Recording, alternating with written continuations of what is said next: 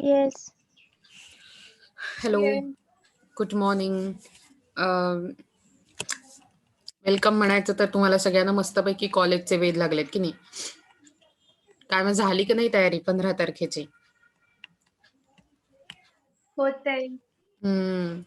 मला असं वाटतं की त्यातल्या पहिल्या 1 to 50 लोकांना ॲडव्हान्टेज आहे 15 तारखेचा. की तुम्हाला असं वाटतं की जे 1 to 50 मध्ये नाही आहेत त्यांना ॲडव्हान्टेज आहे? लाइक एक्स्ट्रावाली सुट्टी. What do you think? Oh! Sorry नाही, करेक्ट. कुछ एडवांटेज नहीं है. नाहीये ना? मग म्हणजे तुम्हाला एक अख्खा आठवडा उशिरा यायला मिळणार आहे ज्यांना जे पुढच्या नंबरमध्ये आहेत ते. सो प्रत्येकासाठी हॅपी सॅड मोमेंट्स. तुम्ही तयार असाल मला पण तुम्हाला कितीतरी दिवसांनी बघता येणार आहे. I am really happy to do that. So let's start today's session. म्हणजे आपल्याला नंतर गप्पा मारता येतील. We are learning about commercial policy आणि आपण हे बघितलं होतं कोणत्या कोणत्या टाईपचे taxes that is tariffs import आणि एक्सपोर्टवरती आपण इम्पोज करू शकतो ॲज अ कंट्री आणि त्याचे आपण टाईप्स बघितले होते. आणि तुम्हाला जर आठवत असेल तर आपण या टेरिफचा ओव्हरऑल प्राईजवर आणि वेगवेगळ्या गोष्टींवर कसा इम्पॅक्ट होतो, कसा इफेक्ट होतो ते बघायला सुरुवात केली होती. सो आपण त्यातलं पहिला इफेक्ट बघितला होता प्राईज इफेक्ट. तुम्हाला आठवतोय? तुम्ही डायग्राम काढून घेण्याचा प्रयत्न केला होता. आजही तुम्हाला तेच करायचं आहे. डायग्राम काढायचे आणि त्याच्या अकॉर्डिंगली बघायचं आहे. सो प्लीज तुमच्याकडे तुमची नोटबुक असू द्या, तुमचं पेन असू द्या, कारण आपण दुसरा इफेक्ट बघायला घेणार आहोत that is a protection effect. Okay? तुम्ही काढताय ही डायग्राम, तुम्हाला वेळ द्यायचा आहे की तुमच्याकडे ऑलरेडी आहे असं म्हणणं आहे तुमचं, तुम्हाला नाही काढायचे आत्ता? आहे. काटते. ओके. सो ज्यांना काढायचे ऑब्व्हियसली त्यांच्यासमोर स्क्रीनवर डायग्राम आहे. आपण बघितलं होतं डायग्रामच्या एक्स ॲक्सिसवर क्वांटिटी ऑफ कमोडिटी क्यू आहे. वाय ॲक्सिसवरती म्हणजे वर जाणाऱ्या ॲक्सिसवरती व्हर्टिकल ॲक्सिसवरती प्राईस ऑफ कमोडिटी आहे. प्राइजेस आहेत P1, P2, P3. एस हा सप्लाय कर्व आहे. डी हा डिमांड कर्व आहे. आणि अकॉर्डिंगली प्रत्येक प्राईजला जर समजा असं विचार केलं P1 ही प्राईज असेल तर सप्लायर एस कर्ववरचा क्यू एवढी क्वांटिटी सेल करू शकतो, सप्लाय करू शकतो. मात्र जेव्हा P1 प्राइस आहे तेव्हा डिमांड मात्र Q2 इतकी असणार आहे. जर तुम्ही बघितली तर मी तुम्हाला डायग्राम समजावून देण्याचा प्रयत्न करते, त्यामुळे नीट लक्ष द्या. P1 प्राइस जिथे सप्लाय कर्वला इंटरसेक्ट करते तिथे बघा Q ही क्वांटिटी आहे. बरोबर? म्हणजेच सप्लायरला Q एवढं सप्लाय करता येणार आहे. पण डिमांड कर्वला मात्र ती या इव्हन पॉइंटमध्ये इंटरसेक्ट करते. याचा अर्थ जर खाली बघितलं तर OQ2 ही एवढी जी क्वांटिटी आहे तेवढी डिमांडमध्ये आहे. सो प्राइस कमी असल्यामुळे जास्त क्वांटिटी डिमांडेड आहे पण सप्लाय मात्र तेवढा नाहीये. कारण कमी प्राइसला सप्लायरला विकायचं नाहीये डेफिनेटली. मग जेव्हा प्राइस वाढते, P2 होते, तेव्हा आपण बघू शकतो M2 पॉइंटवरती होत आता आपण आणि M2 पॉइंटवरती आता सप्लायर OQ1 इतकं सप्लाय करू शकतो. He is willing to do that आणि प्राइस वाढल्यामुळे डिमांड कमी झाली आहे ॲज पर डिमांड लॉ तुम्हाला आठवत असेल तर. आणि त्यामुळे या डिमांड लॉला इथे E2 मध्ये इंटरसेक्ट करतो हा P2चा पॉइंट आणि त्यामुळे OQ3 ही प्राइस ही डिमांडेड क्वांटिटी आहे. जेव्हा प्राइस P2 असेल तेव्हा. इथपर्यंत लक्षात येतंय मी तुम्हाला काय सांगते ते नक्की? कारण मला माहिती आहे तुम्ही आत्तापर्यंत जे बघितलंय, मी एफ-वायच्या बाबतीत सांगू शकते असं, की त्यांना डायग्राम्स पटापट लक्षात येतात. कारण त्यांनी गेली अख्खं सेमिस्टर आणि हे अशाच प्रकारे डायग्राम शिकलाय. पण तुमच्यासाठी आत्ता पहिल्यांदा काही हे आहेत, की तुम्हाला अशा डायग्राम शिकायला लागतात. सो तुमच्या लक्षात येतंय का एव्हरी डिटेल मी जो सांगतेय तो? येतंय लक्षात? येस. ओके. तुम्हाला असं वाटतंय की मी हे परत सांगावं तुम्हाला? तर मी परत सांगणार आहे. तुम्ही कितीही वेळा म्हणाल तेव्हा. आप जितने भी बार बोलोगे उतने बार मैं बताने के लिए रेडी हूँ. जस्ट बताओ कि आपको ये समझा है या नहीं समझा है, ओके? ओके.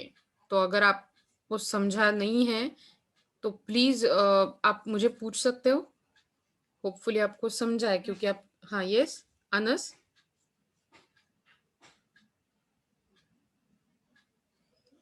ओके, ठीक है. आप बता दीजिए अगर आपको समझ में नहीं आ रहा है, हुँ? आपण असं म्हणू शकतो की P1 P2 या क्वांटिटीला किती सप्लायर सप्लाई करू शकतो, सप्लायर कितना सप्लाई कर सकता है और डिमांड करने वाला कंज्यूमर कितना कंज्यूम करने का क्वांटिटी सोच सकता है। अब जब P पॉइंट पे आते हैं तो वो इक्विलिब्रियम का पॉइंट है, क्योंकि यहाँ पर सप्लाई कर्व और डिमांड कर्व एक दूसरे को इंटरसेक्ट कर रहे हैं। मतलब ऐसी एक ही पॉइंट है क्योंकि, और यही एक पॉइंट है जहां पर डिमांड और सप्लाई इक्वल होता है। मतलब जितनी क्वांटिटी आप डिमांड करोगे उतनी क्वांटिटी सप्लाई में प्रोवाइड की जाएगी। So that is like that's Y equilibrium point को सबसे ज्यादा महत्व होता है, खूप जास्त महत्व असतं इक्विलिब्रियम पॉइंटला। सो मी तुम्हाला बेसिक डायग्राम समजावून सांगितली आणि ह्यातलं आपण बघितलं होतं की या दोन प्राइस मधला जो फरक आहे that is what we call price effect. कालच आपण बघितलं, काल म्हणजे सॉरी गेल्या आठवड्यात आपण बघितलं होतं, बरोबर. आज आता आपण त्यातला प्रोटेक्शन इफेक्ट बघणार आहोत. Okay, so let's see who can read. I can ask Rudesh, are you there? Rudesh? As usual. Mansi? Manasi?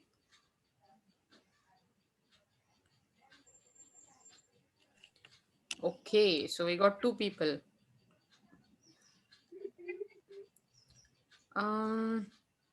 मी म्हटलं तुम्हाला आय ऑलवेज कॉट यू, तुम्ही नुसतं एनरोल केलंय की नाही याच्यावर.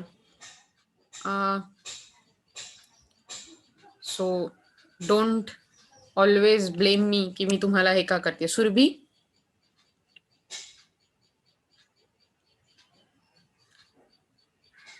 Yes ma'am. रीड करशील प्रोटेक्शन इफेक्ट? हा. Okay. Yes. Protection effect. One of the fundamental objectives of imposing tariffs is to protect the domestic industries from foreign competition. The achieved through reduction in import due to rise in price of the imports consequence upon imposition of tariffs.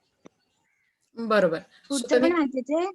वाचायचंय, पण आधी मी explain करते आणि मग नंतर पुढचं वाच. Okay. So one of the fundamental objectives of imposing tariff is to protect the domestic industries. आपण बघितलं होतं दोन ऑब्जेक्टिव्ह होती, टेरिफ इम्पोज करण्याची किंवा टेरिफ वस्तूंवर लावण्याची, टॅक्स वस्तूवर लावण्याची. दॅट इज रेव्हेन्यू कलेक्शन आणि प्रोटेक्शन ऑफ डोमेस्टिक इंडस्ट्रीज.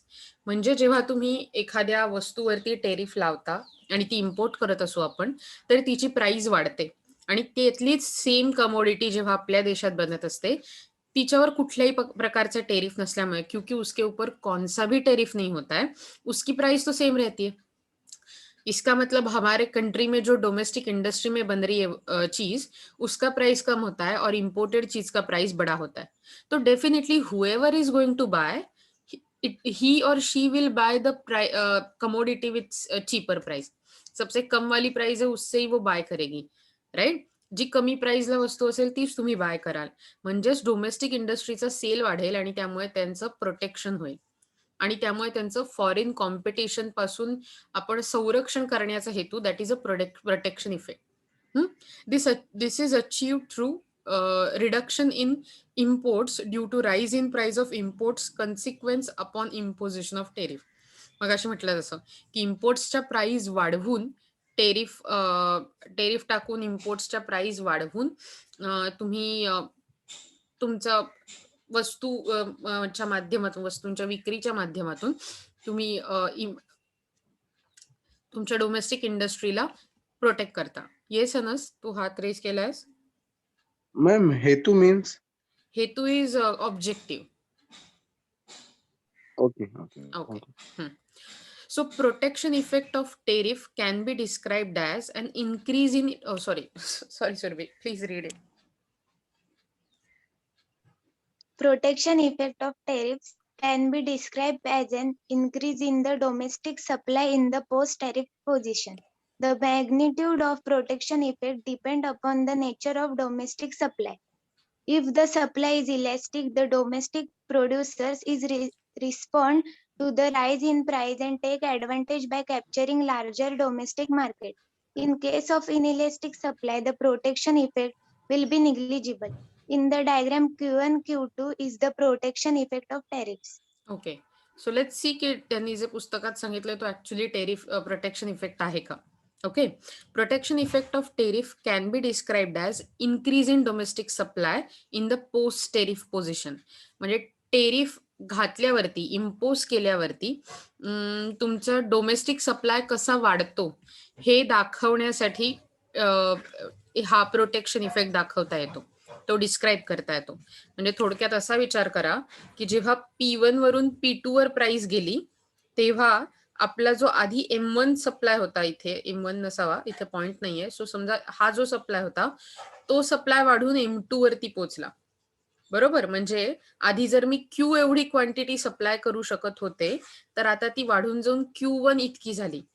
याचा अर्थ माझा सप्लाय इन्क्रीज झालाय. बरोबर ना, कारण आपण जर हॉरिझॉन्टल ऍक्सिसवर, एक्स ऍक्सिसवर राईट साईडला, टुवर्ड्स राईट साईड गेलो तर आपण असं म्हणू शकतो की आपण चांगल्या प्रकारे इन्क्रीज केलंय. वेरॅज व्हर्टिकल ऍक्सिसला आपल्याला वरती जायला लागतं, टुवर्ड्स नॉर्थ साईड. येतंय लक्षात. सो आपण असं म्हणू शकतो की टेरिफ इम्पोज केला P1 वरून P2, म्हणजे आपण बघितलं होतं प्राइस इम्पॅक्ट मध्ये, जेव्हा P1 वरून P2 प्राइस झाली तेव्हा टेरिफ इम्पोज केलेला होता. तेव्हा अशा प्रकारे जेव्हा टेरिफ इम्पोज केला तेव्हा माझं सप्लाइड क्वांटिटी Q वरून Q1 वर पोहोचली. येतंय तुमच्या लक्षात. The magnitude of protection effect depends upon the nature of domestic supply. So ये इसका मेजर कितना होगा, मतलब कितना प्रोटेक्शन होगा, प्रोटेक्शन इफेक्ट का इम्पैक्ट क्या होगा, ये किस पर डिपेंड करता है कि आपका डोमेस्टिक सप्लाई कितना मार्केट में अवेलेबल है. If the supply is elastic, the domestic producers in respond to the rise in price and take advantage by capturing larger domestic market. So अगर सप्लाई इलास्टिक है आपका, मतलब just a minute. Okay, I have some internet issue, I can see it, just a minute. Yeah, am I audible to you? माझा आवाज ऐकायला येतो तुम्हाला? Yes. Okay, Yes, ma'am. Yes, cool. So क्या है कि जैसे हमने बोला कि अगर सप्लाई इलास्टिक है, मतलब क्या, तो प्राइस के हिसाब से वो बहुत ही चेंज हो रहा है. तो P1 से अगर हम P2 तक जाते हैं तो एकदम से ज्यादा चेंज होने लगा हमारा सप्लाई, दैट मीन्स हमारा सप्लाई इलास्टिक है. तो अगर हमारा सप्लाई इलास्टिक है, जो डोमेस्टिक प्रोड्यूसर्स होंगे, हमारे कंट्री के ही प्रोड्यूसर्स, मैन्युफैक्चर होंगे, वो प्राइस बढ़ाएंगे और प्राइस बढ़ाने का एडवांटेज लेंगे मार्केट में. मतलब जैसे कि वो ज्यादा से ज्यादा बेचने के ट्राई करेंगे. ओके, क्योंकि प्राइस बढ़ने से अगर सप्लाई बढ़ता है, it would be advantages to them, ज्यादा से ज्यादा रेवेन्यू कलेक्ट होगा.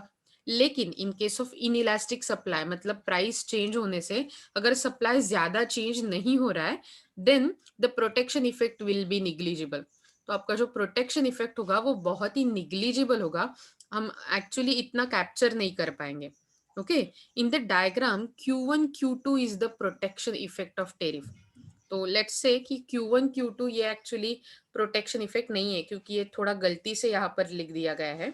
ओके, विल चेक कि हमारा प्रोटेक्शन इफेक्ट क्या है. आप मुझे बताइए. जैसे कि हमारे पास पहले टेरिफ थे और उसके बाद पहले जब टेरिफ नहीं थे तो हमारी प्राइस क्या थी? P1, right. P1 जब था तो हमारी क्वांटिटी क्या सप्लाई हो रही थी?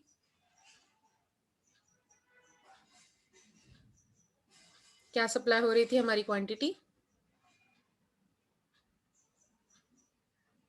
यार? Q. हाँ, क्यू. FY वाली पण जास्त मुलं चांगल्या प्रकारे मला उत्तर देतात रे, असं करू नका. सो P1 जेव्हा प्राइस होती तेव्हा आपण क्यू ही क्वांटिटी सेल करत होतो. तो अब जब हमने टेरिफ इम्पोज कर दिया है तो हमारी प्राइस बढ़कर कितनी हो गई है? P2. समझ में आ रहा है? टेरिफ इम्पोज करने से प्राइस बढ़ी है और P2 हमारा हो गया है सप्लाई. तो अब सप्लाई जब P2 हुआ है तो ऑब्वियसली क्या होगा, हमारा सप्लाई भी बढ़ेगा. प्राइस जब P2 हुई है तो हमारा सप्लाई बढ़कर कितना हुआ है?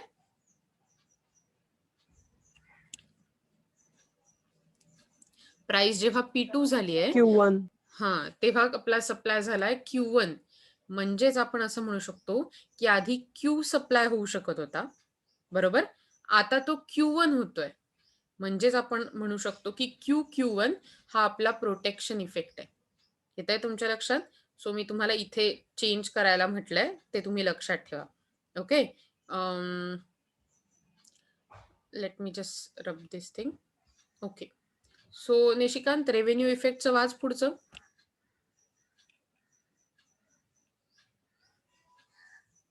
On some occasions, tariff may be imposed for earning revenue for the state. Just the government can look to other indirect taxes such as sales tax, excise duty, etc. as a source of revenue. Similarly, it can earn revenue from import duties. If the import continue in a post-tariff situation, the revenue to the state will be it's okay. ते वाचूया पुढचं. आधी tariff असतं. It's a असला तरी आपण त्याला tariff असं म्हणतो, not a tariff. Just little correction. Okay, लक्षात ठेवशील पुढच्या वेळी. पण it was a great reading. So तू म्हटल्याप्रमाणे ऑन सम ओकेजन्स आपण आता रेव्हेन्यू इफेक्ट, रेव्हेन्यू याचा अर्थ इन्कम असा असतो सिम्पली. सो इन्कम इफेक्ट बघतोय.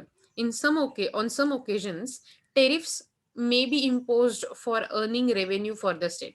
सो आपण बघितलंय 2 ऑब्जेक्टिव्ह होती, 2 हेतू होते जे आपण टेरिफ इम्पोज करण्यासाठी का इम्पोज केला जातो याची कारणं बघितली होती. First is protection, second is revenue. आणि रेव्हेन्यू कलेक्शनसाठी स्टेटला म्हणजे गव्हर्नमेंटला त्याचा फायदा होतो, दोन्ही गव्हर्नमेंटला, state government, central government. So इथे जेव्हा स्टेट असा शब्द वापरला जातो तेव्हा त्या स्टेटचा अर्थ राज्य असा म्हणजे राज्य in the sense Maharashtra, Gujarat असा नसून गव्हर्नमेंट असा घ्यायचा असतो, revenue for the state. Just as the government can look to the other indirect taxes such as sales tax, excise duty, etc., the source of revenue similarly it can earn revenue for import duties.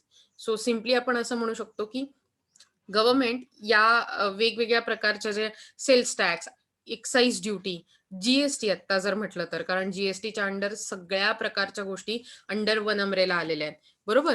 मला सांगा मित्रांनो, तुम्ही ते जीएसटीचा तुमचा जो webinar होता तो attend केलात का नीट? सो ऍक्च्युली जीएसटी अंडर कोणत्या कोणत्या टर्म्स आणि कोणत्या कोणत्या वेगवेगळे टॅक्सेस एकत्र आलेत हे तुम्हाला माहितीये का?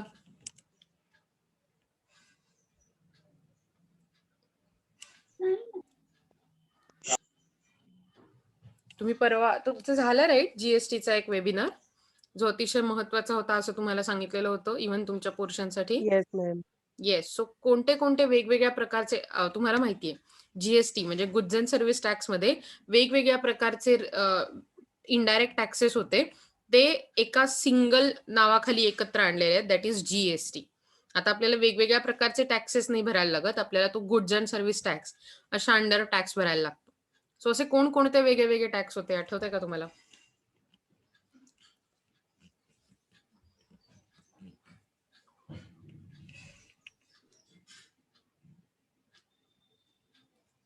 मित्रांनो काय रे, तुम्हाला आठवत नाही?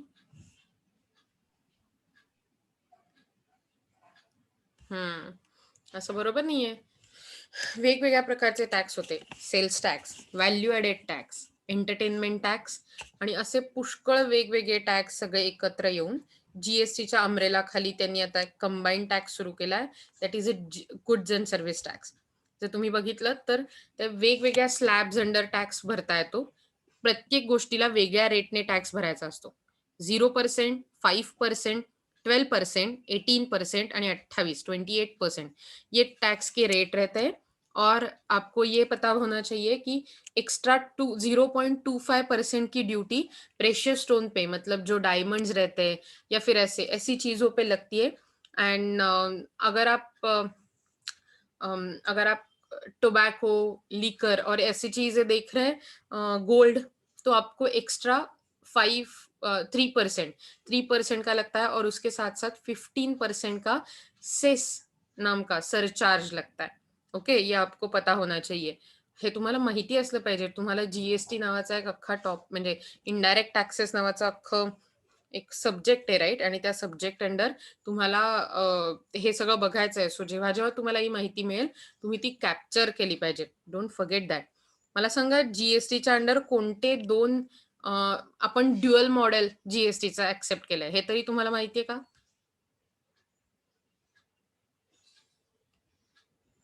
तुम्हाला खरंच माहित नाहीये की नाही ह्यातलं काही.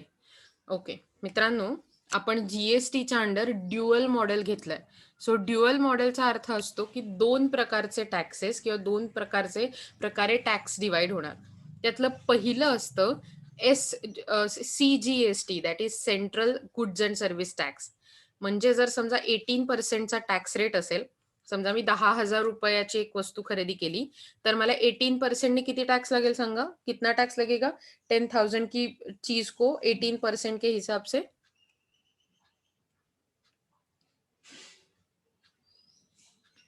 1,800. करेक्ट 1800 1800. तो क्या होता है कि क्योंकि हमारे पास ड्यूअल मॉडल है, 9% करके सीजीएसटी में जाता है और एसजीएसटी में जाता है. मतलब सीजीएसटी में सेंट्रल गवर्नमेंट को जाता है क्योंकि इसका नाम ही central goods and service tax है, और एसजीएसटी में state goods and service tax आहे जो स्टेट गव्हर्नमेंट के पास जाता है. सो राज्य सरकार आणि केंद्र सरकारकडे डिवाइड होऊन टॅक्स जातो. सो 1800 रुपए में से 1800 रुपीज में से 900 रुपीज सीजीएसटी में जाएंगे, 900 रुपीज एसजीएसटी में जाएंगे, अनलेस आप एक ही स्टेट में ये सब ट्रांजैक्शन कर रहे हो तो. लेकिन अगर आप 2 अलग अलग स्टेट में ट्रांजैक्शन कर रहे हो, then it becomes IGST, that is integrated goods and service tax. येत आहे लक्षात तुमच्या? मी तुम्हाला एक्स्ट्रा माहिती देते. माझ्याकडे इथे कुठेही लिहिलेलं नाहीये, त्यामुळे तुम्हाला ते स्क्रीनवर दिसणार नाहीये. Sorry for that. पण integrated goods and service tax हा जो आहे तो डायरेक्टली सेंट्रल गव्हर्नमेंटकडे जातो, कारण त्यात 2 वेगवेगळी राज्य इन्व्हॉल्व असतात सेल किंवा ट्रान्झॅक्शन मध्ये. येत आहे तुम्हाला लक्षात? जीएसटीचं मी काय म्हटलं, आपण कुठलं मॉडेल अक्वायर केलंय?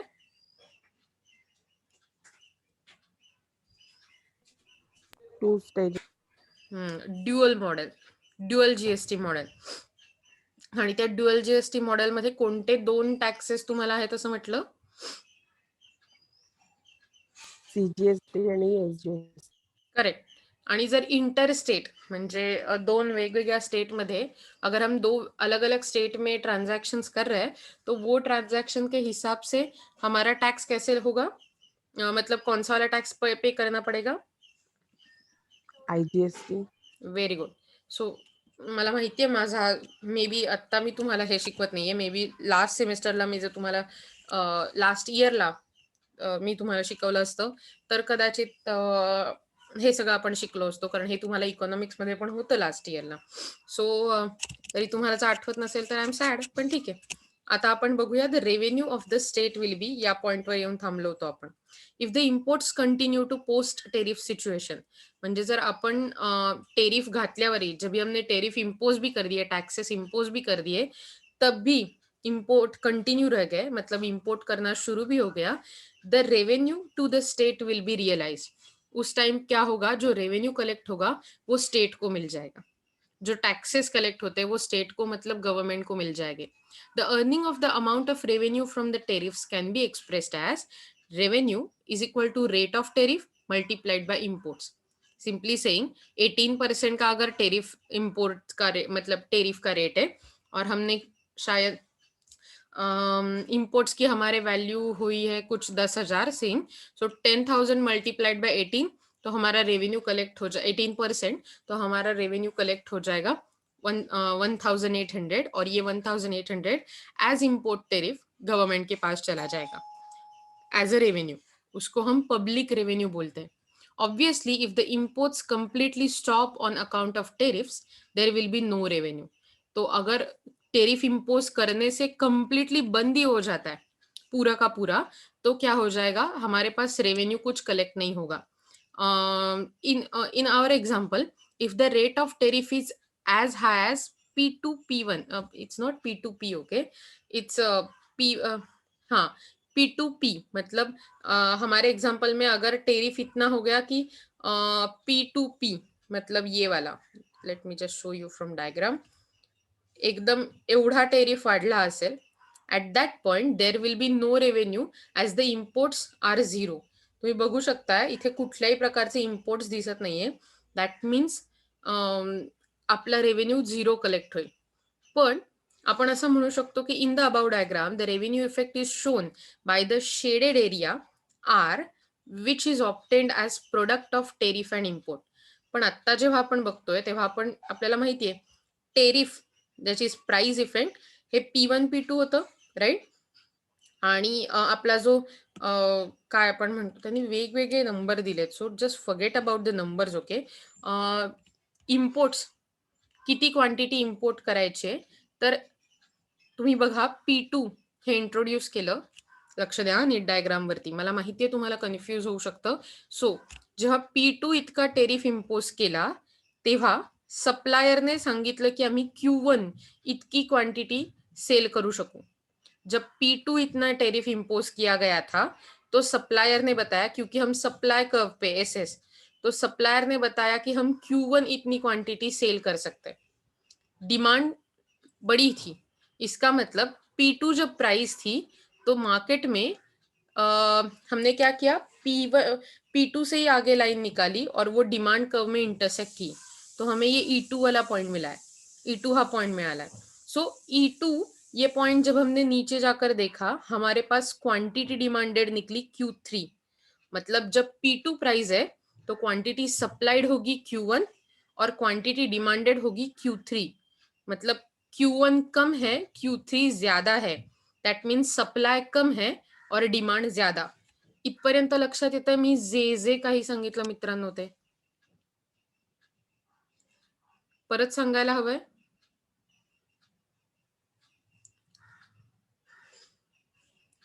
यू आर रिअली प्रेमळ. हा, निदान मला सांगा की तुम्हाला लक्षात आलंय की नाही आलंय, तर मी परत सांगणार. लॉग इन करणं बंद करा नुसतं, जाऊ दे, ठीक आहे. I am not just. Okay. So ज्यांना कळलंय, मॅडम परत सांगा एकदा. ओके. सो ऑलरेडी आपण जेव्हा म्हणतोय पोस्ट टेरिफ, याचा अर्थ होता जेव्हा टेरिफ नव्हता तेव्हा आपण P1 या प्राइसला विकत होतो. आता जेव्हा टेरिफ टाकलाय तेव्हा आपली प्राइस झाली आहे P2. इथपर्यंत लक्षात येतंय. So tariff is P1 P2. पण आपल्याला हे लक्षात घ्यायला हवं, जेव्हा टेरिफ इम्पोज झाला P1 वरून P2 वरती आपण जाऊन पोहोचलो तेव्हा तोच P2 जेव्हा मी ड्रॅग करून माझ्या सप्लाय कर्ववर आणला, SS हा सप्लाय कर्व आहे, तेव्हा मला कळलं की M2 या पॉइंट वरून खाली गेल्यावरती मला समजतं की माझे जे सप्लायर आहेत देशातले डोमेस्टिक सप्लायर, ते किती सप्लाय करू शकतात P2 या प्राइसला, तर Q1 इतका. इथपर्यंत लक्षात आलंय? यहाँ तक समझ में आया है? येस. ओके. पुढे बघा, जेव्हा हाच P2 हीच P2 जी प्राइस आहे ती एक्सटेंड केली आपल्या डिमांड कर्व पर्यंत DD, तर आपल्याला E2 हा पॉइंट मिळाला, बरोबर. हा E2 पॉइंट जेव्हा मी खाली क्वांटिटी म्हणजे एक्स ऍक्सिस पर्यंत जोडला तेव्हा माझ्या लक्षात आलं की ठीक आहे, प्रोड्युसर Q1 एवढी क्वांटिटी सप्लाय करू शकतात, पण डिमांडर म्हणजे जे आपले कन्झ्युमर्स आहेत, जे आपण सगळे कन्झ्युमर्स आहोत, त्यांना मात्र P2 प्राइसला Q3 इतकी डिमांड आहे. म्हणजे त्यांची क्वांटिटी डिमांडेड किती आहे, Q3. इथपर्यंत लक्षात येत आहे? येस. ओके. सो आता बघूया की Q1 हे लेफ्ट साइडला आहे, बरोबर, आणि Q3 हे राईट साइडला आहे. आपल्याला माहितीये की एक्स ऍक्सिसवर जे राईट साइडला असतं ते मोठं असतं, म्हणजे आपण असं म्हणू शकतो की जो सप्लाय आहे it is less than demand. बरोबर आहे का? म्हणजे जास्त Yes. क्वांटिटी डिमांडेड आहे ऍज कम्पेअर्ड टू सप्लाय. मग ही जी जास्त क्वांटिटीची गॅप आहे ती कशी भरून काढणार, तर ती भरून काढण्यासाठी आपण इम्पोर्ट करणार, ती भरून काढण्यासाठी आपण बाहेरच्या देशातून विकत घेणार. येतंय लक्षात? आणि मग मला जेव्हा फक्त टेरिफ इम्पोज केल्यामुळे माझ्या रेव्हेन्यूवर, माझ्या म्हणजे गव्हर्नमेंटच्या रेव्हेन्यूवर काय फरक पडतो हे बघायचं असेल, तेव्हा मी काय करणार की जो टेरिफ इम्पोज केलाय त्याचा just let me rub this all. Tariff हा इतका आहे P1 P2, बरोबर, आणि माझी क्वांटिटी डिमांड इम्पोर्टेड असणारे Q1 Q3, म्हणजे मी फक्त हा जो इम्पॅक्ट आहे P1 P2 आणि क्वांटिटी Q1 Q3 यांचा एरिया मल्टिप्लाय करणार. असा विचार करा की आपण लेंथ इंटू ब्रेड्थ असं करतो की नाही रेक्टँगलचं एरिया घ्यायला, तुम्हाला आठवतंय आपण असं म्हणतो length into breadth is equal to area of rectangle. So मी सेम फॉर्म्युला वापरणार. माझी लेंथ आहे P1 P2 आणि माझी ब्रेड्थ आहे Q1 Q3. ओके, लक्षात येतंय? तुमची ब्रेड्थ आहे Q1 Q3 आणि आपण फक्त त्या रेक्टँगलला तुम्ही जर बघितलं तर P1 P2 हा जेवढा इम्पॅक्ट आहे तेवढाच M1 M2 आहे, कारण स्ट्रेट लाईन मध्ये. आणि हा जो शेडेड रिजन म्हणून आपल्याला दिसतोय आरच्या अंडर, तो आरच्या अंडर असलेला शेडेड रिजन आपल्याला कळतो की एवढा रेव्हेन्यू कलेक्ट होईल, कारण हा आहे टेरिफ आणि ही एक क्वांटिटी. सो आपण म्हणतोय revenue is equal to rate of tariff multiplied by imports. So P1 P2 तुमचा टेरिफ झाला हा, आणि इम्पोर्ट झाले Q1 Q3. त्यांचं जेव्हा मल्टिप्लिकेशन होईल तेव्हा आपल्याला हा आरचा रिजन मिळेल. म्हणजे आपण म्हणू शकतो की इतका रेव्हेन्यू कलेक्ट होईल. इथपर्यंत लक्षात आलंय तुमच्या? Yes. परत सांगायला हवंय? Yes. Okay, so just a minute, मी तुम्हाला तुमची अटेंडन्स शीट देते आत्ताची. प्लीज मागचे पुढचे अटेंडन्स लावू नका. तुम्हाला माहिती आहे मी ती कट करून टाकते नंतर. It's so very not professional at all.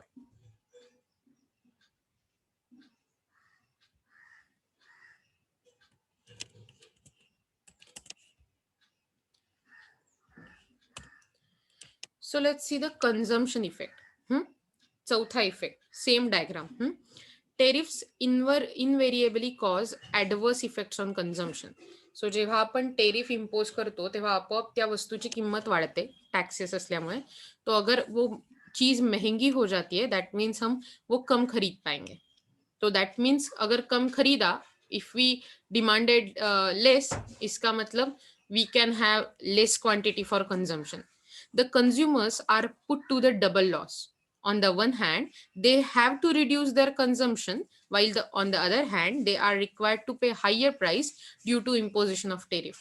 So जे consumer होत आपण त्यांना टेरिफ इम्पोजिशनचे दोन तोटे होतात. पहिली गोष्ट, कंझ्युम करायला कमी वस्तू मिळतात, आणि दुसरी गोष्ट म्हणजे ती कंझम्पशन जे आहे ते कंझम्पशन जास्त प्राइसला करायला लागतं, जास्त हायर टेरिफ पे करायला लागतात. Thus, the consumption effect of tariffs is the loss of welfare of the customers.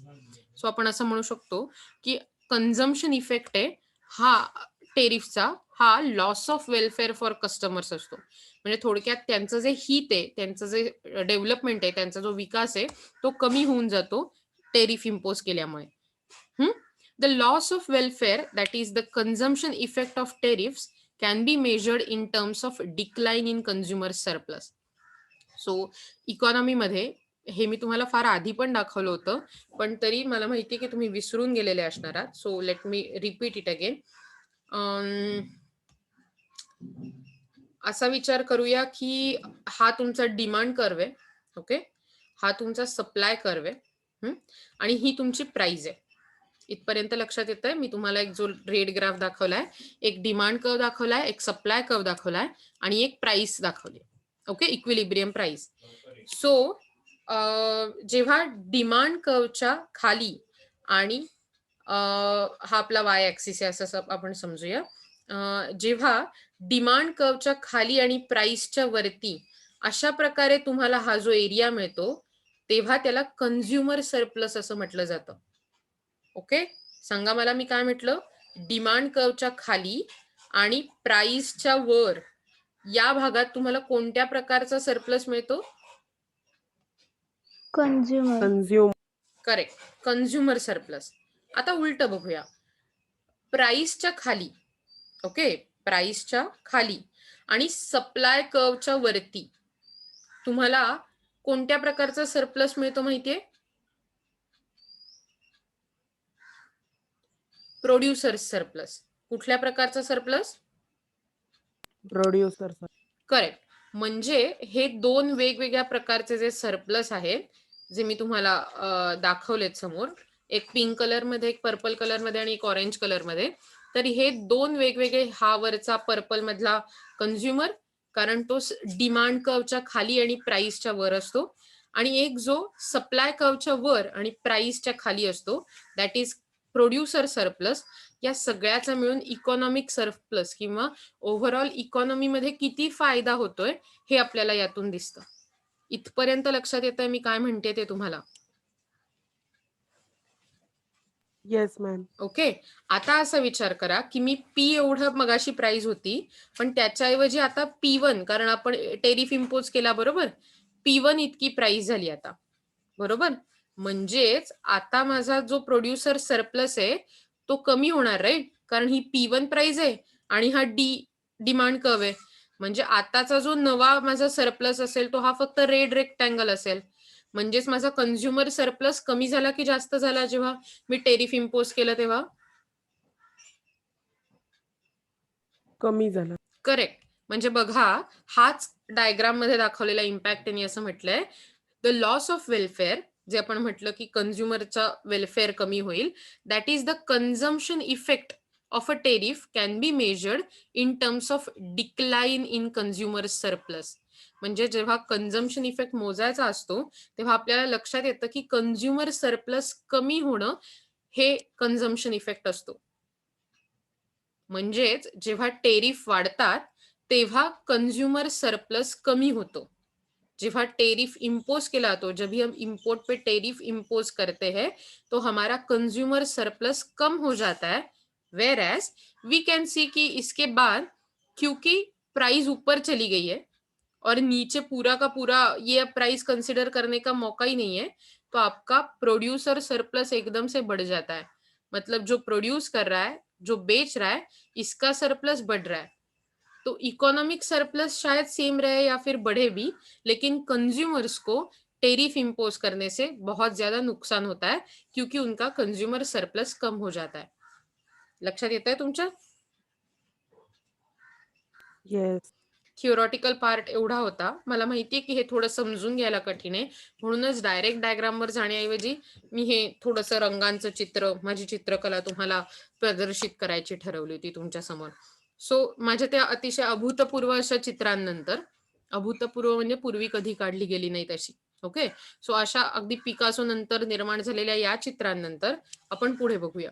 In the above diagram the consumer surplus declines from P1 DE1. Okay. So भरपूर सारे हे असणार आहेत. मला माहिती आपला ऍक्च्युली टाइम संपत आलाय. सो मी ह्याच पॉइंटवरनं उद्या सुरू करेन, डोंट वरी. PD जस्ट मी उद्यापासून सुरुवात करते, नाहीतर तुम्हाला परत खूप कन्फ्युजन क्रिएट होईल. हे लक्षात ठेवा, उद्याला मी कंझ्युमर सरप्लस आणि प्रोड्युसर सरप्लस बद्दल तुम्हाला प्रश्न विचारणार आहे. तुमची अटेंडन्स लावून झालीच असेल, राईट? So Yes, ma'am. मग आता मला सांगा, झाली का नाही तयारी कॉलेजला जायची? मगाशी मी लेक्चर सुरू करताना विचारलं होतं, झाली की नाही तयारी? येणार आहात कॉलेजला, नाही येणार आहात, काय ठरवलंय, कसं काय, कसं वाटतंय? सूचना मिळाल्यावर कसं वाटलं? ओ गुड टू गो. येस.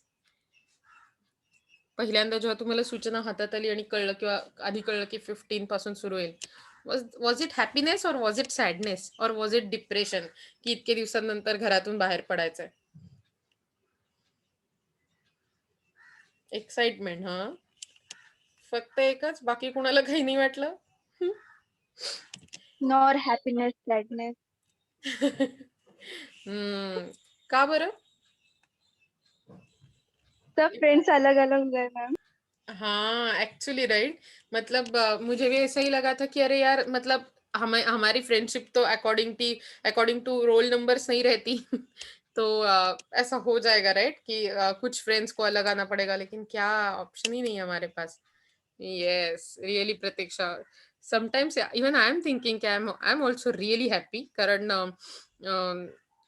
समोर बघता येणार आहे मला तुम्हाला, आणि ते खूप सोपं आहे ना, मी चित्र काढून दाखवण्यापेक्षा. इथे असा विचार करा की मी FY ला